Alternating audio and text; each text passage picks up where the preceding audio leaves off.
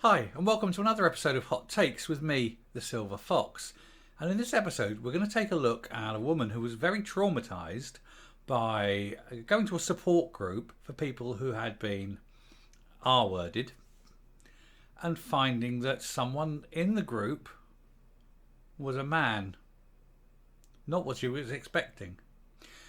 Now she's taking legal action against it because she feels abused, again, further traumatised by the whole experience. And she was told it was going to be a female-only support group, which is the only reason she went.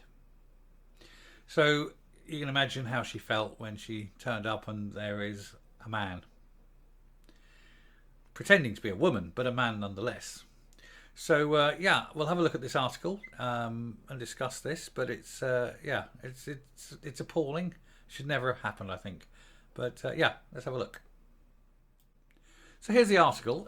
Before we get in it, I will just say I will be using sort of alternative terms. YouTube has certain rules regarding certain words that makes the video unfriendly and won't push it. And of course, we need to push this message. So I will be using sort of alternative terms, which I'm sure you'll understand perfectly well, given the context. But we'll get into the article now. Attack victim's legal fight after transgender man, was allowed to access a female-only support group. Attack survivor Sarah is suing a support group for allowing a man to join. She quit sessions after feeling threatened by a man who was present. The Survivors Network bosses said that men had every right to be there. The Brighton-based charity allows people to define their gender for themselves. Well, they can define their gender, but they can't change their sex. And it's a dangerous precedent. A assault survivor is suing a government-funded crisis centre for allowing a man to access its female-only support group. The victim, who has been named only as Sarah, joined the group at the Survivors Network in Brighton last year. Sarah, who was abused as a child and later attacked in her 20s, said she initially felt relieved to share her story with women who'd had similar experiences. And this is an appalling thing. To have that kind of experience, firstly so young, to survive that, and then to later be attacked like that, that woman must feel incredibly vulnerable. She must have very many psychiatric issues, especially regarding men. And so it's easy to see why she would look for a female-only space where she could open up to other women, especially women that had gone through similar experiences. And you can imagine how traumatic it must be to sit in that group and then find herself face to face with a man. After noticing someone who appeared to be a man in one of her sessions in September, she said she was feeling shaken and upset. Well, one can barely imagine why there was a man there in the first place. And as for shaken and upset, I would say that was a very light description given Sarah's, experiences. Sarah, who's now married in her 40s, requested a support group for those who were born female, but said the organisation made it really clear they can't offer me any help. Yeah, so basically you have been attacked by a man repeatedly, traumatised, wary, vulnerable. You ask for a ladies only safe space, a female only safe space, and you're told, nah, tough, get over it, love, we don't care. That's what they're saying here. The Survivors Network's trans inclusive policy states its women only services are available to any self-identifying woman, and therefore what they need to describe the group as is a group at which men may turn up. Let's see how many women would turn up if they actually used the word men. Now, every woman in that group, the moment a man sits down, needs to stand up and leave. Go down the pub. Go en masse, go down the pub. sit around a table, have a laugh, have a giggle, have a beer, have a martini, whatever it is you're drinking, but leave the organiser sitting there with that man alone. And maybe that organiser might feel a bit awkward being in a room alone with a man. This is defined as an individual, getting back to it, this is defined as an individual that feels their gender identity as a woman irrespective of the gender they were assigned at birth. And this is wrong. And in fact, guidance has come out that it's completely wrong.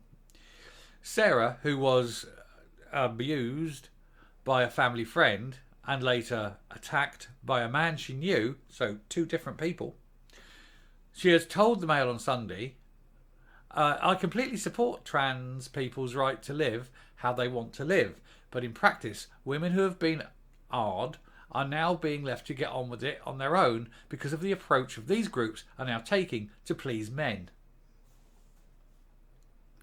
After filing her legal claim to Brighton County Council last Friday, Sarah told the Daily Telegraph, "It was really reluctantly that I brought this case. On the surface, it appears anti-feminist to challenge a crisis centre." However, she said that hundreds of survivors have since contacted her, saying they had similar experiences when requesting female-only counselling. "I want to stress that we're not looking for this instead of the mixed-sex women's groups," she added. "It's in addition. It seems like it's really small ask for a supposedly trauma-informed crisis centre." The Survivors Network, which is the only registered crisis centre in Sussex, received more than $100,000 in funding from the government bodies last year. And you can guarantee that that 100,000 came with the condition that men were allowed in. In a statement, Survivors Network said survivors of trauma and other things, irrespective of gender identity, need support. That's right, they do. They do. I completely get that. Men need support when men are attacked. And believe you me, it happens. But men need male support. Men need a male group. Women need a women group. And it isn't what you call yourself, and it isn't your frocks. It's your sex. It's your birth sex is the only deciding factor. Now, if you want to form a trans group for this sort of thing, go ahead. Nobody's stopping you. Nobody is saying you can't. What they are saying is that when women want a women-only space, a female-only space, they deserve to have a female-only space. And they don't expect some bloke to turn up in a frock to talk about his experience, what it was like for him. That's not what these groups are for. They went on to say, trans-inclusive feminism is a key to our values and central to our services as a crisis centre. Yeah, so basically throw the women under the bus. You know you're dealing with traumatised, vulnerable women, but you're going to bring men in because you don't care. You absolutely don't care one iota about these women. You call yourself an organisation that is there for support, but actually what you're doing is damaging and further traumatising. But that's the agenda, isn't it? It's more cancellation of women, more removal of women's rights, more let's create an atmosphere of fear and loathing and intolerance of women. You should be ashamed of yourselves. Now I'll come up and finish this video. How this is tolerated, I have no idea. One only has to look at the actual facts of these things. I'm not a woman. I couldn't begin to explain how I would feel given what happened to Sarah. I just couldn't begin to feel how I would process what happened to Sarah. But I can understand that it would be completely traumatic.